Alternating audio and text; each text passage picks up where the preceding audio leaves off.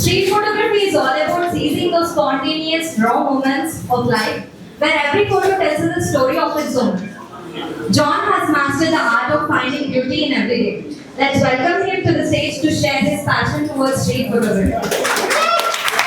Hi everyone. So myself John, and so I'm a street photographer. Not only street, I work on wildlife as well.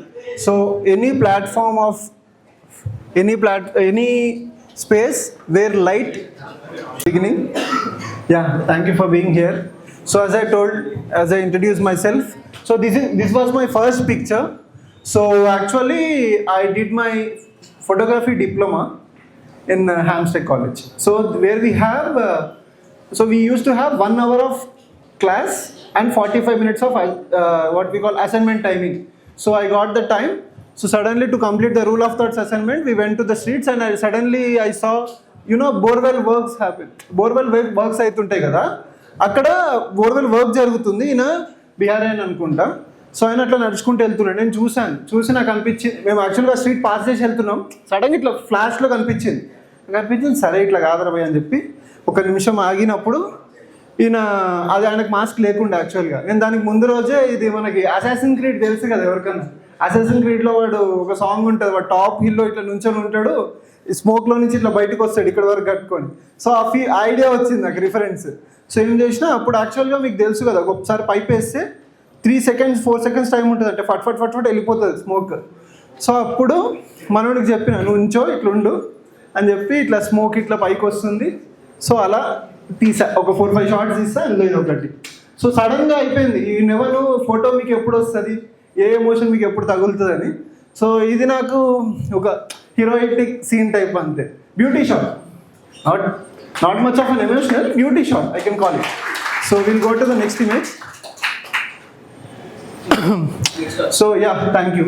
Actually ఇందాక చెప్పిన image ఏంటంటే, that was also published in Deccan Chronicle and my college magazine. So that was my favourite image. So that was that. And recently ఈ photo నేను రీసెంట్గా ఒక photo వాక్లో తీసాను, shutter society అని మన ఫ్రెండ్ వాళ్ళది. సో దాంట్లో ఒక ఫోటో వాక్లో ఈ ఫోటో తీశాను వాళ్ళతో పాటు వెళ్ళినప్పుడు. సో ఈ ఫోటో ఏంటంటే స్పెషల్లీ, యాక్చువల్గా బీయింగ్ ఏ పర్సన్, నేను కొంచెం కాదు మామూలుగానే ఎక్కువ ఇంట్రోవర్ట్ టైప్, ఎవరితో మాట్లాడాలి ఏంటి అని. అయితే ఎందుకో మనకి స్ట్రీట్ ఫోటోగ్రఫీ చేసే వాళ్ళకి కానీ, నార్మల్గా మనతో మనం ఉన్న వాళ్ళకి ఫొటోస్ తీస్తుంటాం కదా, స్ట్రీట్ ఫోటోగ్రఫీ ఎప్పుడైనా చేస్తున్నప్పుడు, when you have the camera in your hand, you feel very calm, చాలా ప్రశాంతంగా ఎవరు నన్ను వెళ్ళి ట్రై చేయొచ్చు, మాట్లాడచ్చు అని అనిపిస్తుంది నాకు. ఓన్లీ కెమెరా పట్టుకున్నప్పుడు, నార్మల్గా వెళ్తే తిడతారు. సో ఒకటి. సో ఈయన పేరు సంతోష్. ఈయన స్ట్రీట్లో ఆ రోజు మార్నింగ్ ఒక 7 o'clock ఈయన నడుచుకుంటూ వస్తున్నారనమాట. వస్తుంటే నేను అనిపించింది, సరే ధైర్యం చేసి అడుగుదామని, నా ఇట్లా ఒక ఫోటో తీసుకొచ్చా అంటే, ఎందుకు అన్నాడు.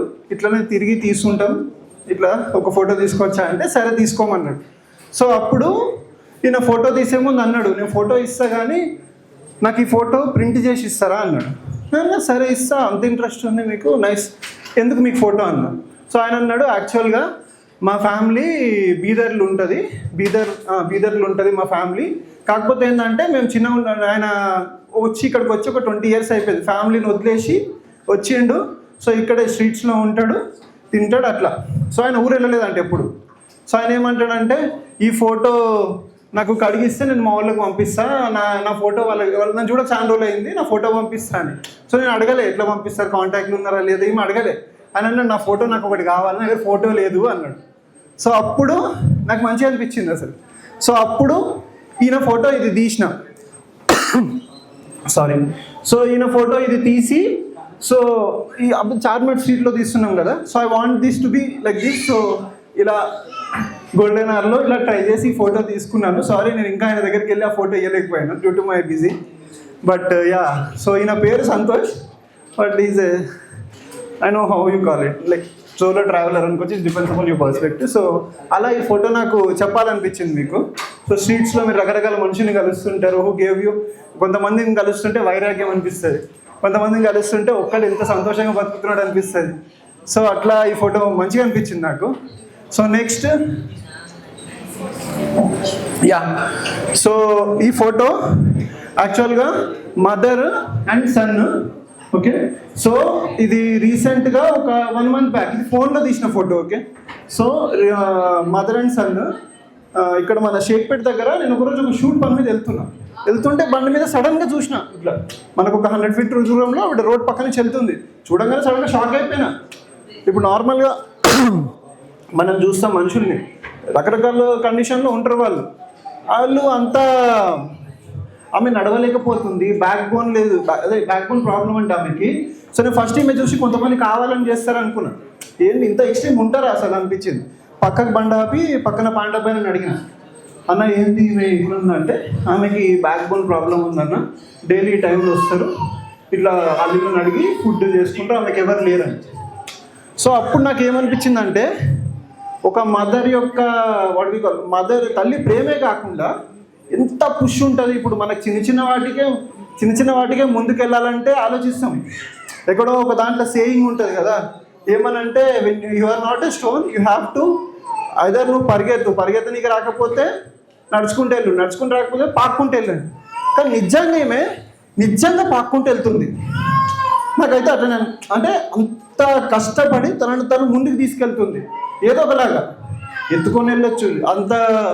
సో ఈ ఫోటో చూడగానే నాకు ఫస్ట్ షాకింగ్ అనిపించింది, జల్లు అన్నది, తర్వాత ఇన్స్పైరింగ్ అనిపించింది.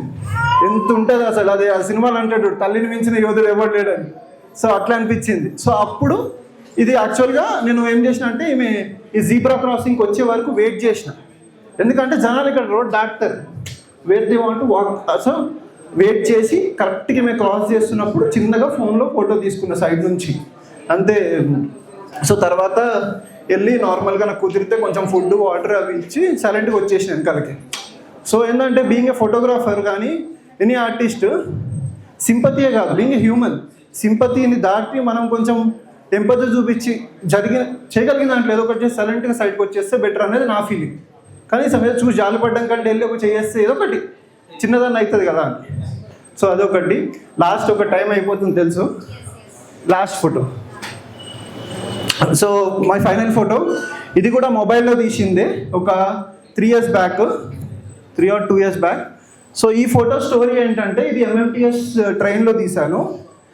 ఇది వర్షం పడుతుంది, ఒక అరౌండ్ 50 years ఉంటాయి ఈయనకు ఒక 50 years ఉంటాయి, ఈయనకు ఒక 5 years బాబు, 5 years 4 years బాబు.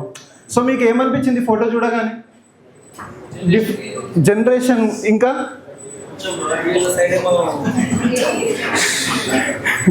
మీకేమనిపించింది ఫోటో చూస్తే?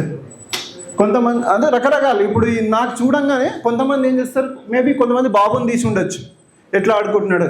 నాకు చూడంగానే అసలు ట్రైన్ వెళ్తుంది, వర్షం పడుతుంది, చూస్తుంటే నాకు ఈయన చూస్తుంటే రాబోయే లైఫ్ కోసం ఎక్సైటింగ్ ఉన్నట్టు, బాగుంది, వర్షం పడుతుందని ఎంజాయ్ చేస్తున్నట్టు.